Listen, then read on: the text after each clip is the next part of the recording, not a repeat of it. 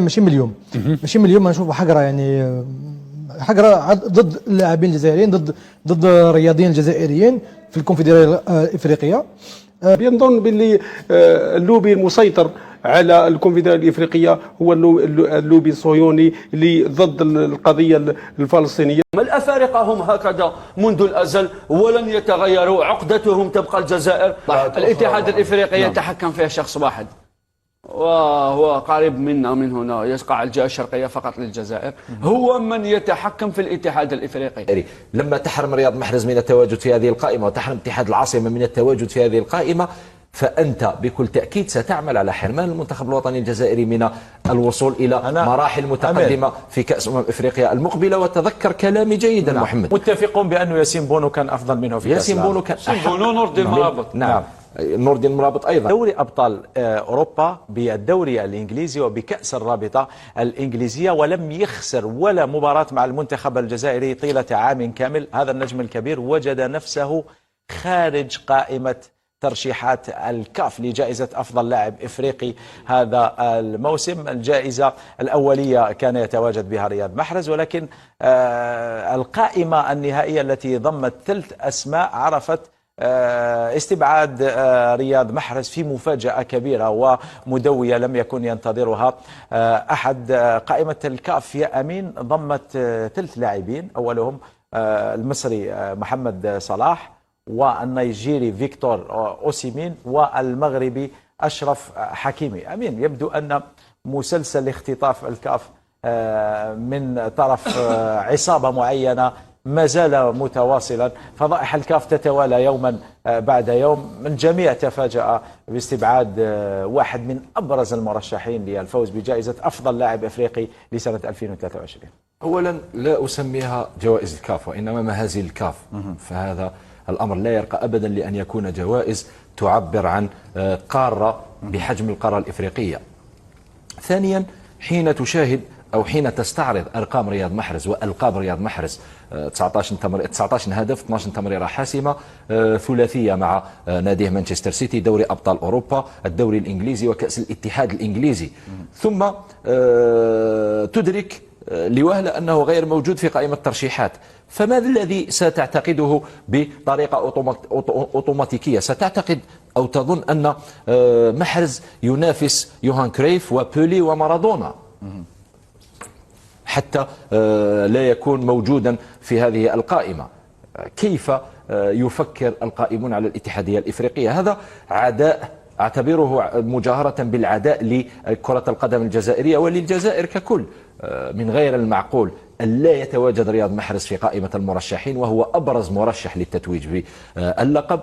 حين نستعرض الألقاب والإحصائيات محرز هو الأفضل، إلا إن كانت هناك لغة أخرى يتكلم بها القائمون على الاتحادية الإفريقية، وهذا مؤكد، هي لغة الفساد، هي اللغة التي يفهمها القائمون حاليا على الكرة الإفريقية، الذين يبدو أنهم لا زالوا يقبعون تحت طائلة الاستعمار.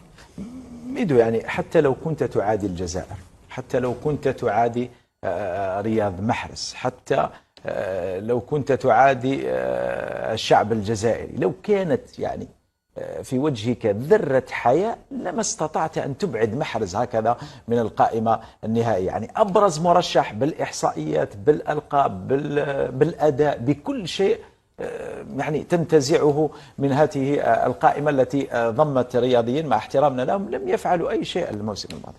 أعتقد ما هوش أمر غريب بالنسبة للاتحاد الإفريقي. الاتحاد الإفريقي يفهم كرة القدم بطريقة مختلفة. تالمون كي سون جيني، يعني بالنظر إلى منزعج يعني. لا، ليس منزعج، بالنظر إلى أنهم فقهاء لدرجة كبيرة جدا. أولا المعايير التي يتم اختيار بها أفضل لاعب في إفريقيا وقائمة ما هيش معايير واضحة. مثلا نعطيك مثلا، قال لك عندنا لجنة فنيين وخبراء وإعلاميين، إذن هم أفضل من الفيفا، هي التي تتكفل بالاختيار. جائزة ذا بيست مثلا 25% لقادة المنتخبات الوطنية، 25% من تصويت مدربي المنتخبات الوطنية، 25% من صحفيين المختارين، و25% للجماهير. هذه معايير واضحة. جائزة أفضل لاعب في العالم فرنس فوتبول، الكرة الذهبية، هنالك 54 صحفي على ما أعتقد موزعين في العالم أو أكثر، يعني صحفيين مختارين من طرف مجله فرانس فوتبول يصوتون، والصوت الاول ينال 6 نقاط، والصوت الثاني ينال 4 نقاط، 3 نقاط، والصوت الثالث ينال نقطه واحدة. يعني هنا عندك شكون تلوم. مثلا في المره الاخيره الجميع لام من صوت لميسي لانه صوت له فقط من اجل كاس العالم. هنا طريقه اللوم واضحه وواضحه جدا، يعني معايير واضحه. ما هي المعايير في الاتحاد الافريقي لاختيار الاسماء؟ تصور انه لما كنا نتحدث في المره الماضيه تم ابعاد فارس شايبي. هل فارس شايبي من جنسية ركز لي على محرز وبعد ذلك وبعد المنتخب الجزائري، وصولا الى ابعاد رياض محرز تماما من جائزة. هما يعني مثل ما يقول اخواننا المصريين، هما اختشوا يعني حشموا برك ينحيوها ايضا من القائمه الاوليه اللي كانت تضم، لانه لما تنزع اللاعب من القائمه النهائيه اللي فيها 3 اسماء كنت تنزعه من الاول افضل. لاعب فاز بكل شيء. الان البعض يقول بأن الاتحاد الافريقي اطلق النار على نفسه.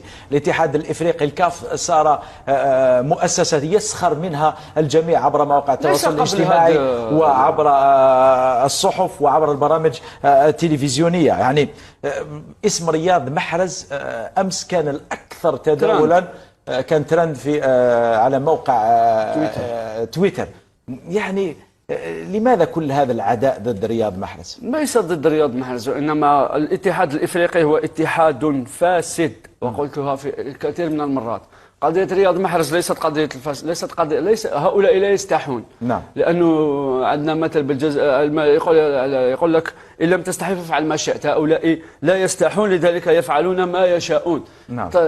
الاتحاد الإفريقي منذ سنوات طويلة وهو متورط في قضايا فساد، فساد في بيع حقوق، فساد في تعيين المنتخب، في تعيين الدول التي تنظم كأس إفريقيا. هل تعتقد بأنه من الطبيعي أنه يتم منح كأس إفريقيا 2027 لأوغندا وتنزانيا وغيره؟ لذلك أعتقد أنا شخصيا بأنه إبعاد رياض محرز وإبعاد اتحاد العاصمة هو شيء من هو تكملة لخطة ممنهجة منذ 3 سنوات الأخيرة من طرف الاتحاد الإفريقي. والقادم الأمر سيكون المنتخب الوطني في كأس إفريقيا، سنرى فضائح بالجملة.